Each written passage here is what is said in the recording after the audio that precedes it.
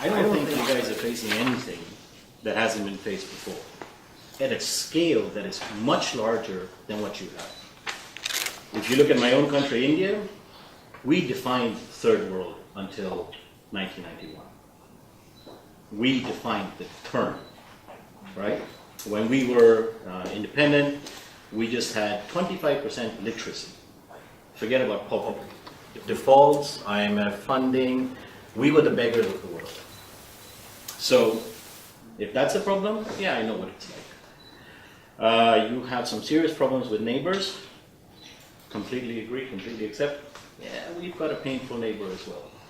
And our war with this painful neighbor has been going on for decades, even today. So I understand what this is. If you talk about dysfunctional government and disappointment and frustration in industry and investors, we had the same story. And we had it for 1+ billion people. So we managed to turn that around somehow. If you look at it from the China perspective, which is my adopted country now, I've been there for 12 years, we all know about the Cultural Revolution there, we know about what happened, we know about the famine, we know about the millions who died. They understand poverty, they understand third world, they understand being at the bottom of the pyramid, right? And they've grown on their own. So we have a whole host in just these two countries of answers and solutions that bring together both industry, investors, the power center, and to find something that actually works for that market, for that country. I don't say that any or all of these solutions are directly implementable in Ukraine, but I think what would be probably ridiculous is to try and recreate the wheel. There are enough examples. You were talking about, what you experiences you had in Israel. I mean, there are enough examples out there to talk about and to look at and to just simply go and figure out which is the right product market fit. I'm an investor. I work with startups. I work with accelerators. And one thing, one of the basic things we tell our startups, because they always come, I have this great idea. I'm going to make the world's best coffee cup. The coffee will never get cold, and it will not burn your mouth. Can I sell it? Well, go in the market, throw it out, see what happens. There's a concept called product market fit. Probably one thing that you should do is you buy this copy of Lean Startup. It's a very famous book, and give it to everybody in Parliament. It's a short book, not very difficult. If you are telling me that you are a new Parliament, you're a new power center, you have young blood in there, you have passion and desire for change, then you're like a startup. Why can't we take startup principles and apply it there? Because if you do that, you will actually be communicating a lot better with these guys here. They've got answers. I can give you some answers and experiences that I've gone through. That's not a problem. But they've got the answers. And you're wanting to listen. So ultimately, they're your mentors. Look at them as your mentors and yourselves as, okay, we're a startup. Now, the basic principle in a startup then is product market fit.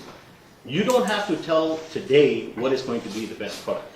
But you have to have the mindset that says, let's put this idea out there in the market, let's test it. Simple concepts of A/B testing and so on and so forth. Just you have some idea, you think it might work, go and put it out. It might fail.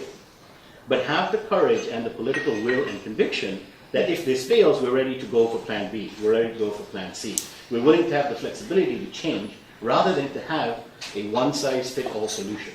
So one of the things, to just give you an example of what China and India has done. Today, for example, when it comes to corruption, I think no country, as far as I know, no country is fighting corruption as hard as China and India.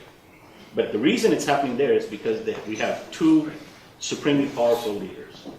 So Xi Jinping is extremely focused on cutting corruption, right? The latest news is that the head of the Public Security Bureau in China is now finally under arrest, the former head. Public Security Bureau in China is the largest, most powerful entity, second to the PLA, right? He's been arrested.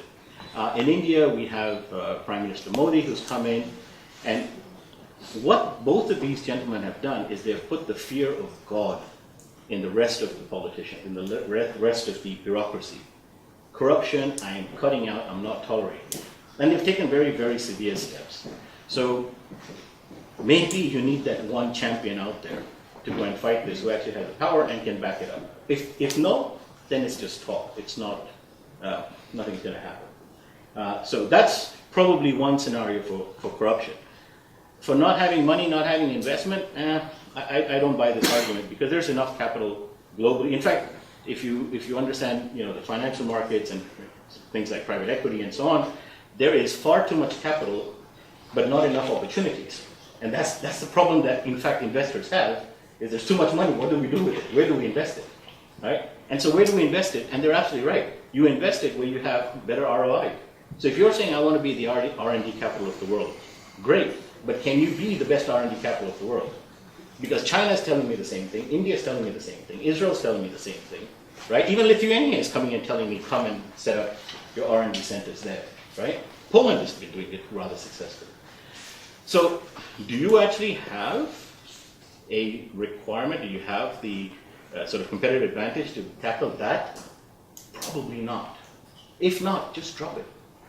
Why go on and on and on about something that clearly is not going to be a competitive advantage? But do you have the advantage to build a high-tech industry, which includes IT outsourcing, which includes an entrepreneurship, startup environment? If Ireland can become an entrepreneurship hub of the world, if Israel, despite all the challenges that they face, can become an entrepreneurship hub of the world, I don't think there's much that Ukraine is facing that is not insurmountable. Probably the largest part of it is just this dysfunctional lack of communication between multiple groups. Let me give you another simple example, then I'll stop and take it from there. If I look at India, India grew from 1991, and the reason it grew is because there were the right people. Exactly what you're telling me today is what happened by 1991. In Parliament, we had the right people as Minister of Economy, Minister of Finance, and the head of the central bank. Plus, we had a Prime Minister who said, you guys go and just do it, I'll back you up 100%.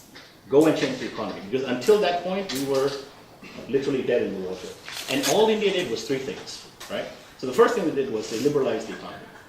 So they took all these state-owned enterprises and started privatizing them, right? They went ahead and took away, what we had was something called license Raj, which was you need to get all these licenses to come in, all these processes. They went and eliminated as much as possible straight off, without thinking twice. They then went through and opened up globalization. So they actively went and encouraged foreign companies to come in. And the way you convince foreign companies and all to come to your country is actually not very difficult. Go and talk to them. Ask them what they need. And then give them what they need. Because if you give them what they need, they will come. But before you even do them, you need to give these guys what they need. Because when I'm an IT company and I want to come here, the first people I'm going to call is my friends here. So, hey, how are you guys doing?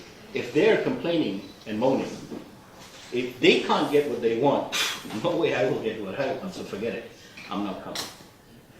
So if they can't be happy, new money is not coming in. You want the new money? Get these guys more or less what they want that's reasonable.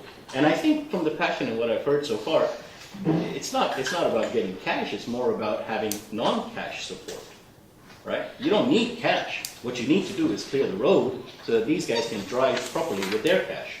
They've got cash. That's not an issue, right? The second part was this globalization, allowing foreign companies to come in. Today, Xi Jinping and Prime Minister Modi are traveling all over the world, striking deals and opening up the country.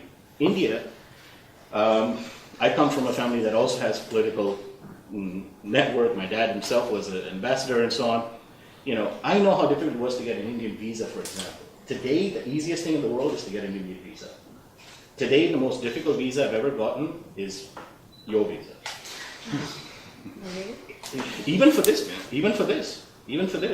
It took me 4 months, $2,000 to finally get a multi-entry visa, which is only for 6 months and 53 days. India. Yeah. We have visa for India. But today you can. Well, the point is not necessarily my individual experience. The point is, if you want to, that's the kind of opening up that you need. That's the kind of support that you need. I totally agree, but it costs nothing. Nobody ever asks for it. Well, because maybe somebody's not talking to each other. And that's the problem. That's the dysfunction that I'm seeing. I think translation was a bit skewed. Okay, maybe. That's possible. That's possible. I don't know. Maybe I'm stepping over what I do know. But within that framework, you know, I just find it difficult to believe that there isn't the set of answers that you're trying to seek in this forum. The set of answers are actually out there. It's rather about having the right political will to push it forward, which you're telling me you have, then let's see it. And clearing up the road so that the rest of us can come with the money and the expertise that we have. You know, education is a problem. You don't need government funding for education outside of, say, maybe primary level. And even healthcare, and I'll tell you why. I'm guessing many of us here are parents. The two things that I will, you know, cut up my liver to pay for is my kids' education and their healthcare. Yes? So there's money for that. Parents will pay. These guys need people. They need employees. They need talented, qualified employees. They'll pay. I promise you.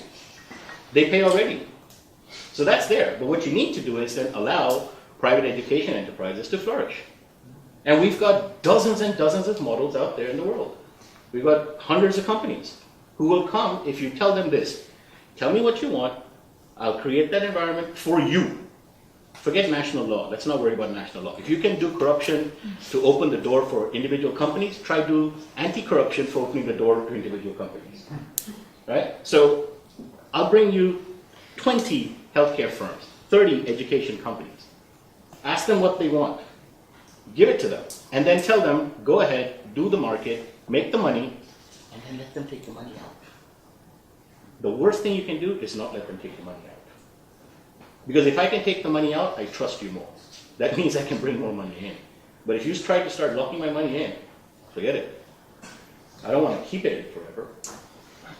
But if you let me take it out, guess what? I'll actually probably bring in more over time, and that's the entire investment model.